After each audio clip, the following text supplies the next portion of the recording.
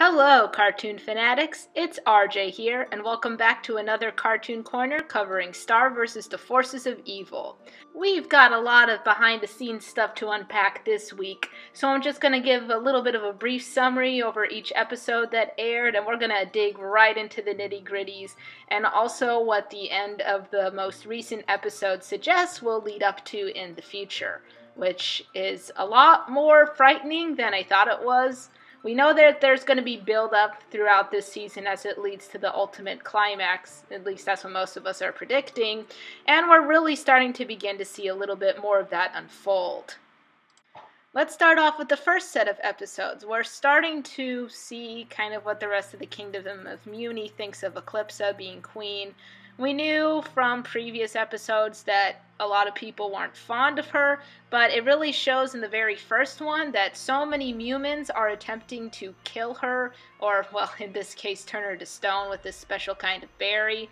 And Star is not having any of it. She is on the case. She was determined to find who was doing this, but the further into the mystery she went, the more that she discovered a lot of people were out trying to destroy Eclipsa and get her off her throne and try to get Moon back onto the throne because they think Moon was a better ruler than Eclipsa is.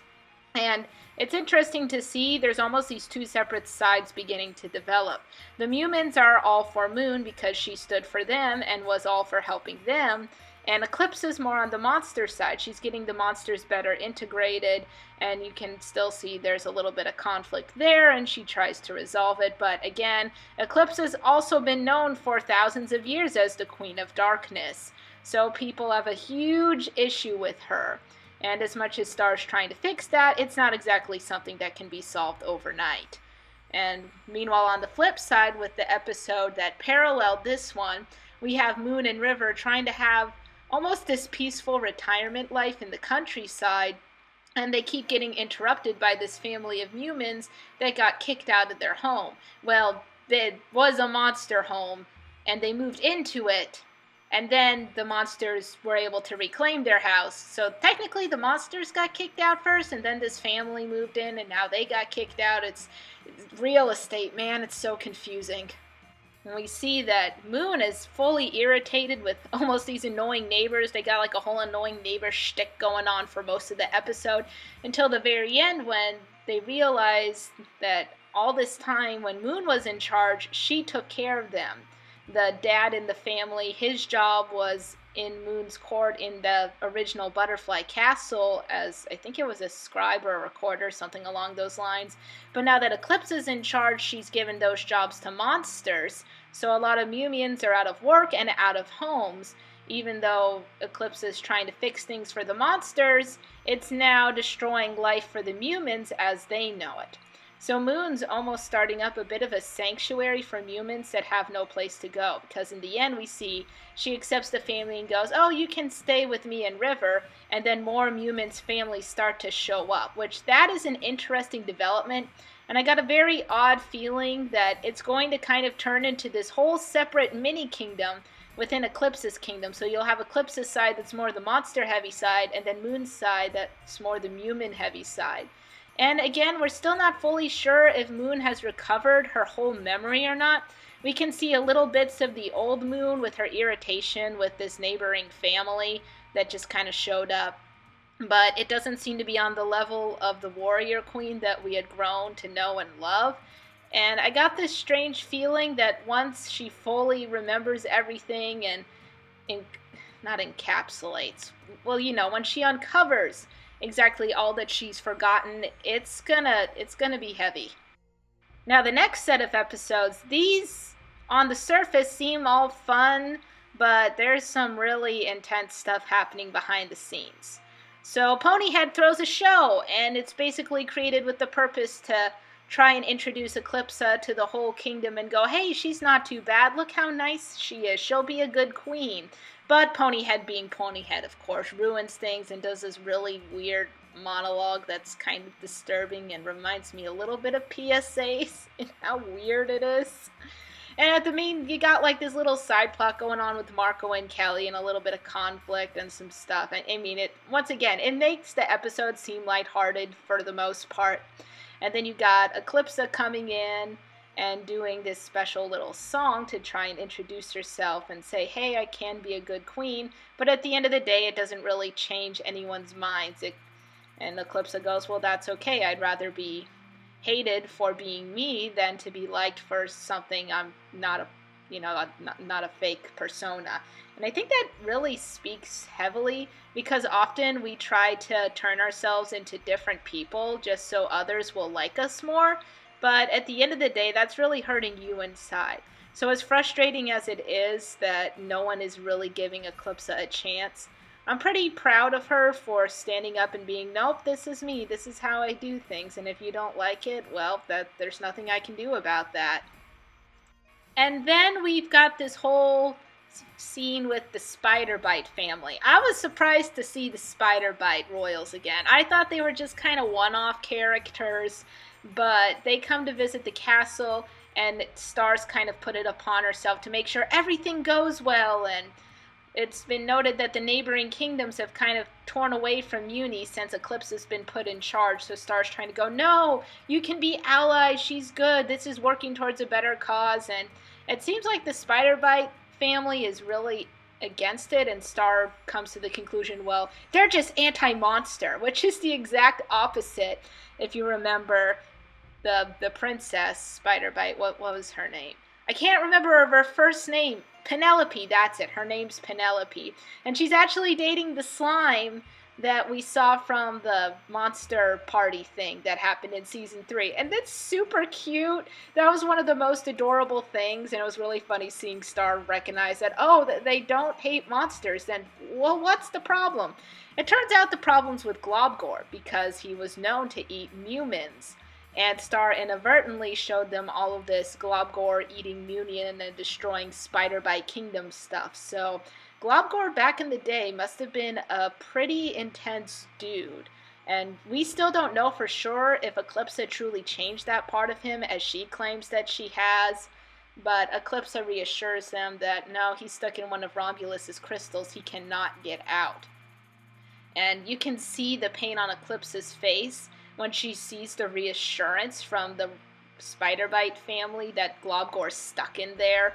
She is clearly the only one that wants Globgor free. No one else wants him free. And that's gotta really hurt inside, to know that the one you love is completely trapped and everyone else is happy that he's gone except for you. That's gotta be hard on her. But she's still trying. Eclipsa was trying to find the remnants of the Book of Spells, because once again, going back to the Book of Spells, the physical copy that you can buy in bookstores, Glossaric has got these little silkworm and bug creatures that can re-stitch the book back together if you have just a single tiny part of it. So Eclipsa was searching for any part of the Book of Spells to try and put it back together, because she insists her spells are only to help herself, and she needs to find ones or learn how to do ones that better assist the kingdom. Again, whether that's her true intentions or not, we're not really sure. She does have a chapter in there, and maybe part of that chapter shows how to break Romulus, excuse me, my voice, Romulus's crystals free, and she just doesn't remember how to do that particular spell. Well, Star seems a little bit on edge about that, because Star says she hasn't seen any spellbook parts, and then at the end of the episode it's revealed that she's got a tiny corner in her closet, in her room, kind of parallel to when she threw Toffee's finger in her closet and just kind of left it there. So even though Star's done a lot of growth, we still see that when it comes to hiding or being uncertain about things, she reverts back into, well, her old self, but she's still a teenager. She's still growing from these things. She's going to still make mistakes. And clearly, the feeling that she's got to hide stuff to protect everyone is one of those mistakes that she tends to do. And maybe she'll figure that out at the end of this season, that that's not the best tactic to do things, but this is still a surprising detail to be revealed. Because to start, we know the moment that Eclipsa realizes Star is lying to her, it's not going to end well. Eclipsa's really been relying on Star for a lot of this season to help her rule the kingdom, and to have such an important detail be hidden from her, that's really going to hurt Eclipsa's trust, and we might see some falling out between the two later on in the show.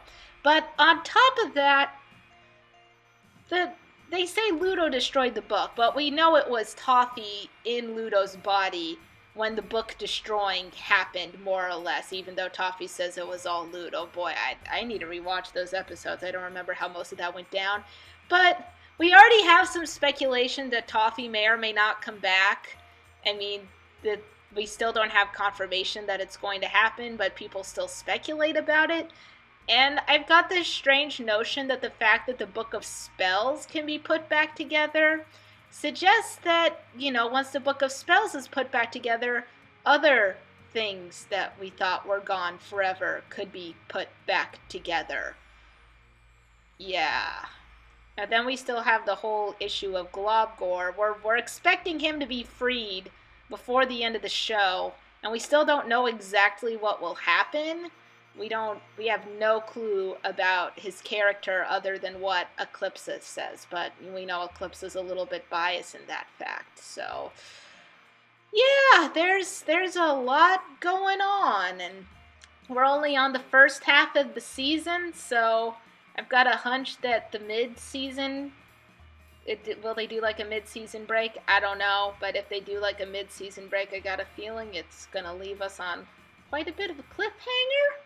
And that's a little bit nail-biting, but exciting at the same time. Once again, the crew has given us just enough information to make us go, well, wait a second, what is this going to play into amongst all the cutesy, funny bits? So we're getting more unraveled with each episode, but we're still not quite at the level of everything just kind of exploding on us, which is good, because I don't think I could have taken that this weekend. If you like this review, make sure to put a thumbs up and press that like button. Comment below on your opinions of these episodes. Do you feel that Globgor is going to go around eating humans once he's free, or has he really changed, as Eclipsa said? Is it a bad idea for Star to hide the Book of Spells thing from Eclipsa? And more importantly, was Ponyhead's whole show entertaining, or just annoying, or even weird? That's what I want to know. That's the true truth I want to be uncovered. What does everyone think of Ponyhead's show? So if you don't tell me anything else, tell me below what you thought of Ponyhead's show. Because overall, I just kind of thought it was weird. It wasn't good or bad. It was a thing that happened. It kind of felt like Adult Swim, which is really weird. And I'm getting off the fact, because that's all I've got to say. I will see you guys next week for the next Star episode, and it's going to be good. It's either going to be good, or we're all going to be in tears or in shock. Probably all at the same time.